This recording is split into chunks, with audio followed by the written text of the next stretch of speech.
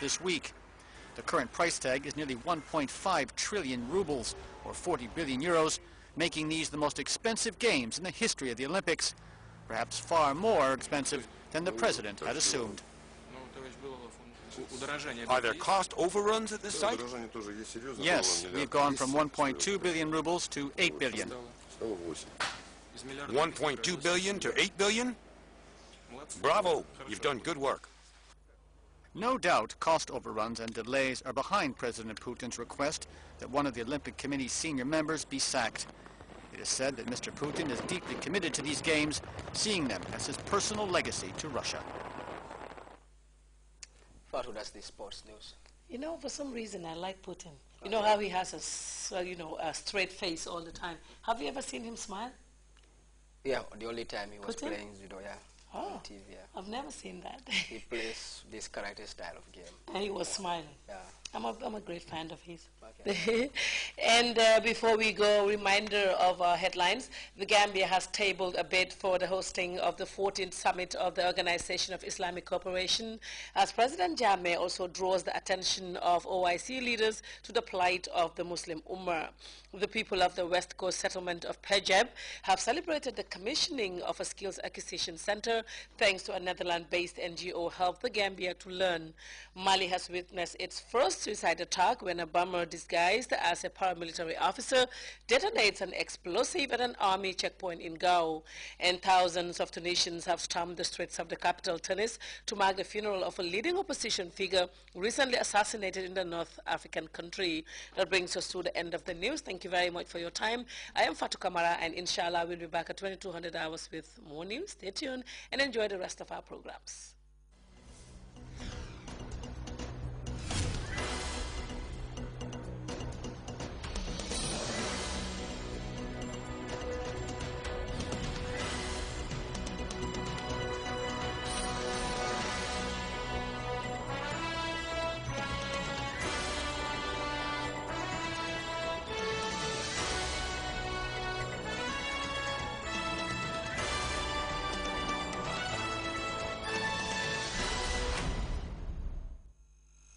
Bajansar with an interview with the president. Next on Grts.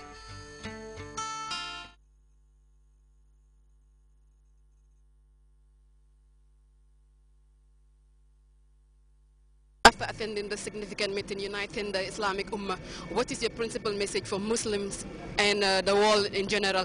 And do you perceive a quick end and resolution to some of the conflicts and problems affecting the Islamic world? أعوذ بالله من الشيطان الرجيم بسم الله الرحمن الرحيم الحمد لله رب العالمين الحمد لله رب العالمين الحمد لله رب العالمين. I thank the Almighty Allah for the fact that this is one of the most successful OIC summits, and the fact that Muslims now know what the non-Muslim agenda is. But whether or not these problems will be solved in a short period of time, that is our wish.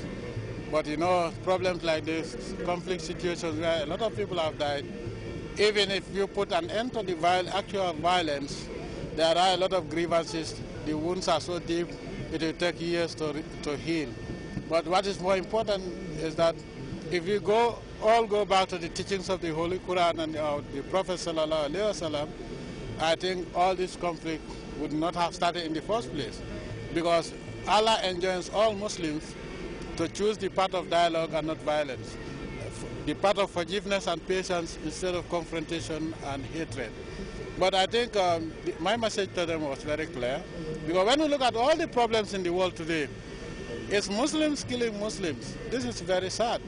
And the only supreme authority that can intervene legally is the OIC. And so I think from now onwards, you will be surprised to know that at the OIC level, we don't have a Security Council. So if you have a problem, you take it to the UN Security Council, where most of the members are not even Muslims, and they cannot judge based on a religion they don't even know. So the problem is that the OIC should own up to its responsibilities and make sure that all these problems are solved. We wish that these problems are solved immediately, but as I said, look at Syria. From a modern city a modern country to a Stone Age country. Look at all these countries where there have been turmoil. Their economies have been destroyed. Thousands of people are without work. And obviously, if you think that after changes, the guy who comes in has a magic wand to solve all the problems within 6 months, you're making a grave mistake. And that is why my message was very clear. If we decide to solve problems by violence, we should expect to be refugees or to go hungry or lose jobs. Yes, but I think this will be a turning point for the OIC. Your Excellency, sir, we also understand that the Gambia is also opting for a bid to host the 2019 OIC conference. Yes. Yeah, would you tell us something about that? Well, the Gambia should have hosted the OIC since 2003. In Doha, it was supposed to be Gambia from Doha. That was why, if you remember, I was made vice chairman of the OIC, so that in preparation for being chairman. So after Doha, it was supposed to be for the Gambia. But what happened was that we all know that the former Prime Minister of Malaysia, Mahathir, was a true friend of Africa. Malaysia has always stood by African liberation, and he requested that he be given a chance because he was going to retire after that. And so his wish was to host the OIC before leaving office.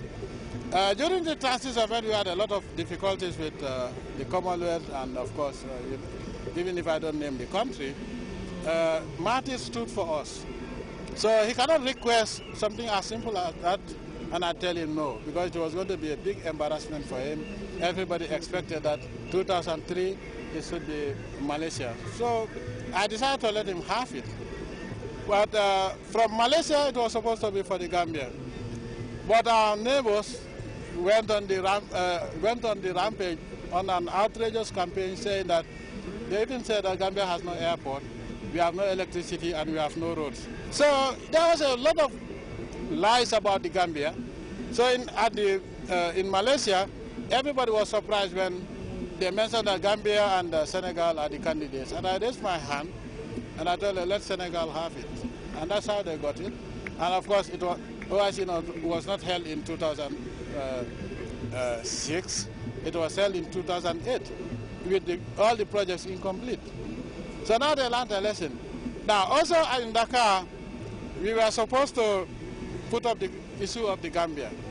But it is, most of the time, the principle of the OIC summit is by rotation. Africa, Asia, Africa, Asia. Now, Egypt wanted to host it, so, and you know Egypt is our friend. So, I didn't want to bring a technicality because Egypt was seen on the other side. So they appealed to me. I told them, okay, you can have it.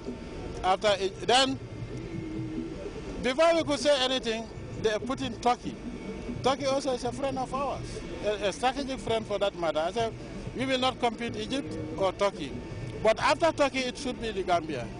And so, this time around, some people wanted to play some games. That is why I went. And I made it very clear that after Turkey, there's no negotiation. And it was put in the communique that 2019, it should be in the Gambia.